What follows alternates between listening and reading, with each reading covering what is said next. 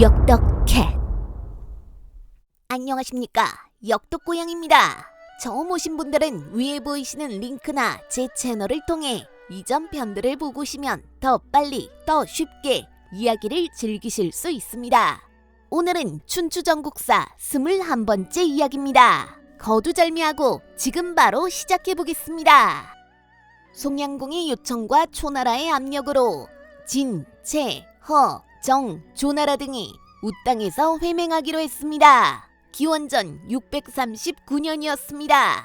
우땅에서 무슨 일이 일어났는지 알아보기 전에 규구회맹 이후 초나라는 어떤 행보를 걸어왔는지 먼저 살펴볼 필요가 있습니다.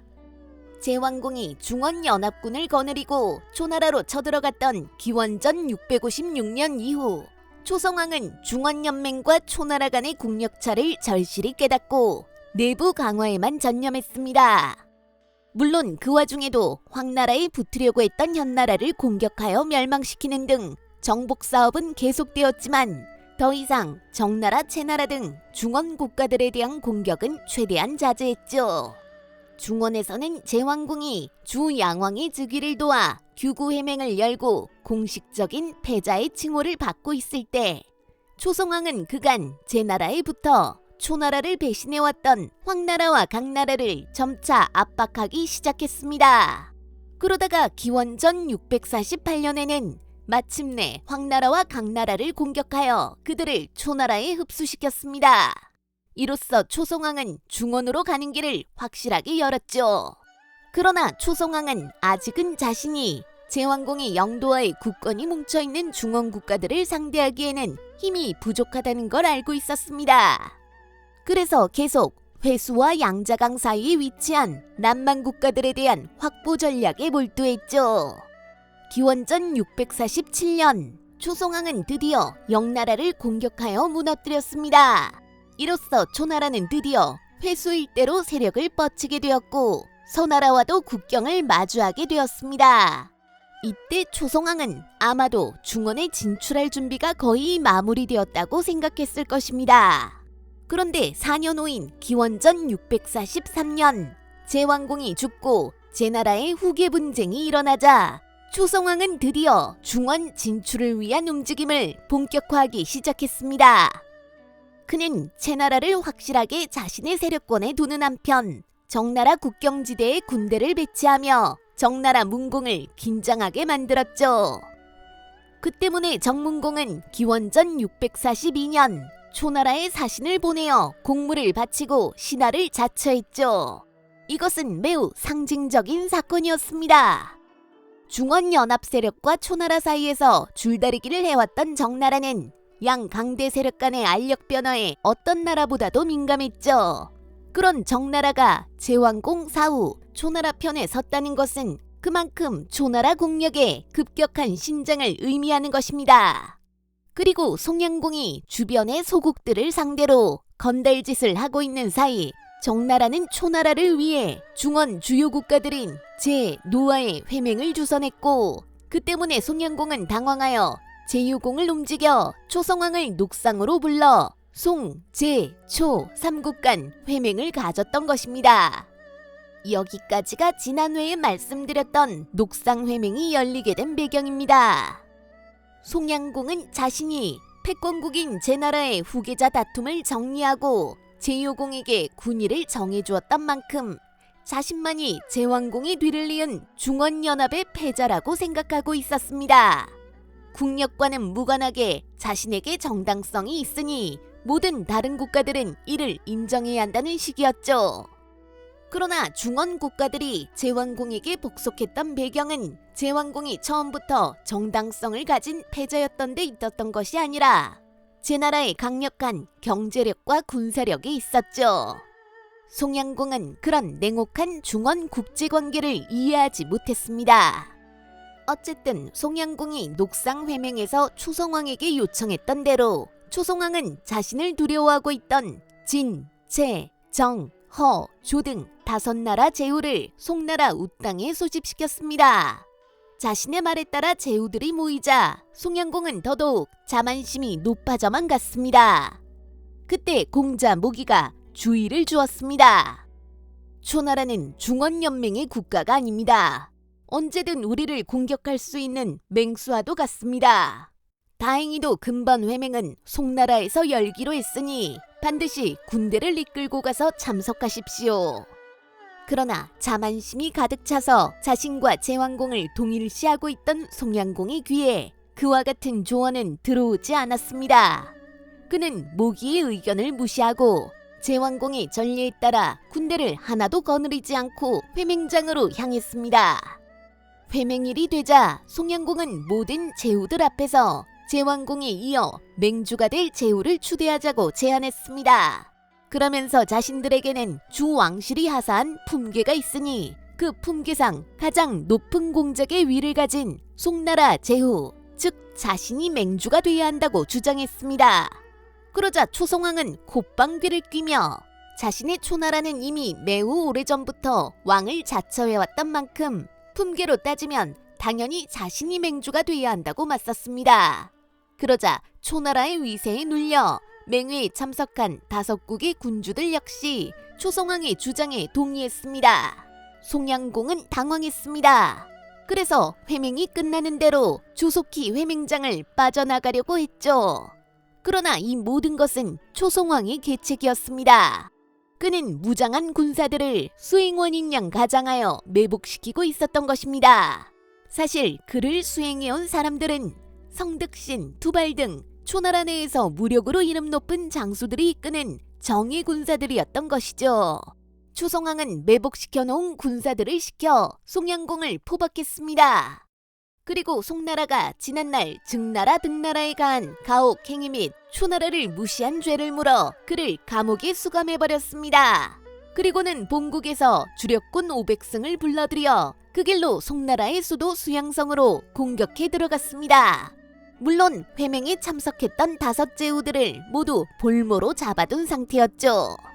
한편 이 혼란의 틈바구니에서 가까스로 벗어나 수양성으로 돌아온 공자 모기는 수양성 방어를 서둘렀습니다.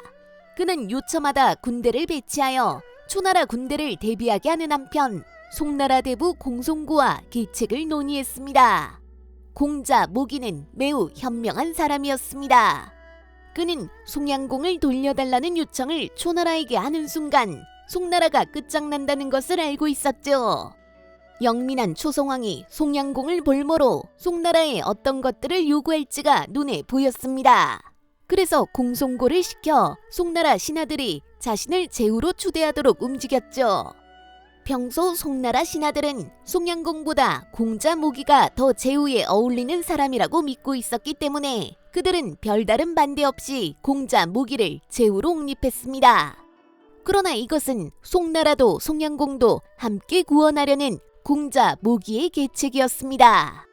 초성왕과 성득신, 투발은 수양성을 포위하고 송양공을 돌려주는 조건으로 송나라 신하들과 협상을 하려 했으나 송나라 사람들이 이미 공자 모기를 자신들의 제후로 세웠다는 말을 듣고 당황했습니다. 그래서 일단은 모든 군대를 몰아 수양성을 공격했으나 몇 날을 계속 공격해도 난공불란의 수양성은 무너지지 않았습니다. 이에 화가 난 초성왕이 효용가치가 없어진 송양공을 죽여서 화풀이를 하려고 하자 성득신이 말리며 계책을 올렸습니다. 폐하께서는 송제후가 증나라 임금을 살해했다는 이유로 감옥에 가두셨습니다. 그런데 폐하 스스로가 송제후를 죽이면 앞으로 영이 서지 않을 것입니다. 그렇다고 아무런 단죄도 없이 송제후를 놓아주는 것도 위신을 떨어뜨리는 일이 됩니다. 마침 이곳에서 노나라가 멀지 않으니 노나라에 사신을 보내어 회맹 참석을 요청하십시오. 송나라 제후가 사로잡혔고 오국 제후가 볼모로 잡혀있다는 말을 들으면 노나라 제후는 놀라서 맹회에 참석할 것입니다. 그때 그에게 송나라와 초나라 사이에 화해를 주선하도록 하시면 명분을 잃지 않으면서 실속을 얻을 수 있을 것입니다. 초성왕은 성득신의 계책을 그럴듯하다 여겨 사신을 보내어 노나라의 회맹 참석을 요청했습니다. 요청의 사신이었으나 사실상 협박사절이었죠. 노이공은 초성왕의 요청을 받자 즉각 회맹 참석 의사를 밝혔습니다. 송나라가 초나라 세력권에 들어갈 경우 노나라는 초나라의 직접적인 위협을 맞이해야 했기 때문이었죠. 이때까지 노나라는 분명 춘추시대 강대국 중 하나였습니다. 초나라마저 노나라의 국력을 무시할 수 없었죠. 노이공은 우땅에 도착하자마자 즉각 송양공의 석방을 요청했습니다. 그때 이미 초나라의 끈앞풀이 된 정문공이 초성왕을 대신하여 조건을 말했습니다. 회맹에 모인 모든 국가가 초나라를 맹주로 모시기로 약속하는 것을 조건으로 송양공을 석방하자는 제안이었죠. 회맹에 모인 모든 국가들은 초나라의 압박이 두려웠기 때문에 정문공의 제안을 즉각적으로 수용했습니다. 노희공 역시 이 조건을 받아들였죠. 감옥에 수감되어 있던 송양공마저 초성왕을 맹주로 모시는 맹세에 동참해야 했습니다. 그렇게 초성왕은 제왕공의 맹주 자리를 찬탈했죠. 바야흐로 중원연맹의 결속이 무너지는 순간이었습니다. 우땅 회맹의 결과로 초성왕은 맹주가 되었고 이에 따라 정, 진, 채, 허, 사국이 완전히 초나라의 세력권에 들어갔으며 제왕공이 어렵게 만들어 놓은 반초 중원연맹은 완전히 사라졌습니다. 송양공은 초성왕으로부터 풀려났으나 송나라로 돌아갈 수 없었습니다. 그래서 그는 부득이 위나라로 망명했죠. 그러자 공자 모기는 위나라로 밀사를 보내어 송양공의 귀국을 청했습니다. 즉 자신은 처음부터 제후가 될 마음이 없었고 자신이 제후에 오른 척한 이유는 송양공을 살리기 위한 고육책이라는 것을 송양공에게 알린 것이죠. 송양공은 그렇게 어렵게 다시 송나라로 돌아올 수 있었습니다. 송양공은 이 일련의 사건을 겪으면서 초나라도 초나라지만 그들의 앞잡이가 되어 자신을 몰아댔던 정나라가 가장 미웠습니다. 그래서 홧김에 정나라를 치겠다고 공표했습니다. 이러한 무리한 원정 계획에 당연히 공자, 모기와 공송고 등 현명한 신하들이 반대 의사를 표명했습니다. 그러나 송양공은 막무가내였죠. 그는 자신의 생각을 밀어붙였습니다. 그래서 평소 자신과 친했던 위나라와 허나라의 정나라를 공격하자는 사신을 보내는 한편 300승의 군대를 휘몰아 정나라로 쳐들어갔죠. 정나라는 즉각 초나라에게 송나라의 침입을 알렸고 초송왕은 대응 방안을 자문 성덕신을 포함한 대신들과 논의했습니다. 성덕신은 송나라가 정나라를 치는 것을 그대로 두고 보다가 송나라의 군세가 어느 정도 지쳤을 때 송나라를 공격해서 정나라를 구원하는 것이 좋겠다는 의견을 냈습니다. 옛날 초나라가 정나라를 치자 제왕공이 채나라를 거쳐 초나라를 공격하여 정나라를 구원했던 방식을 그대로 되갚아주는 전략이었죠.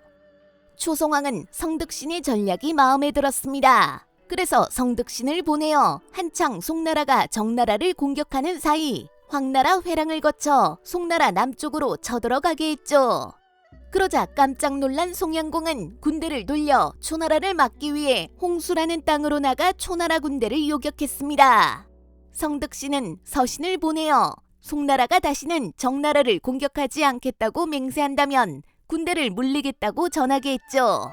공송고가 송나라의 군세는 초나라에 비할 바가 못 되는 상황이니 이 화친을 받아들이고 세력을 좀 더 모은 후 후위를 도모하자는 의견을 내었습니다. 그러나 송양공은 고집을 피웠죠.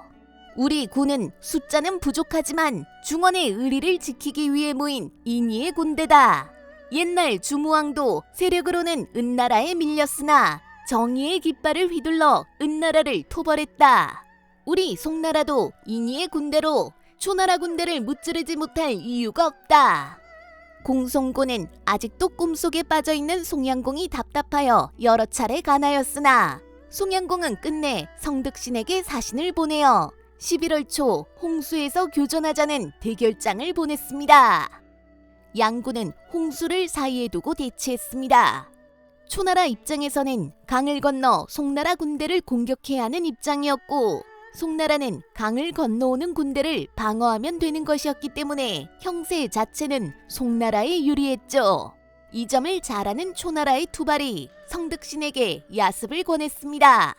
그러나 성덕신은 지난 녹상회맹 때부터 줄곧 송양공을 관찰해온 결과를 투발에게 말했습니다.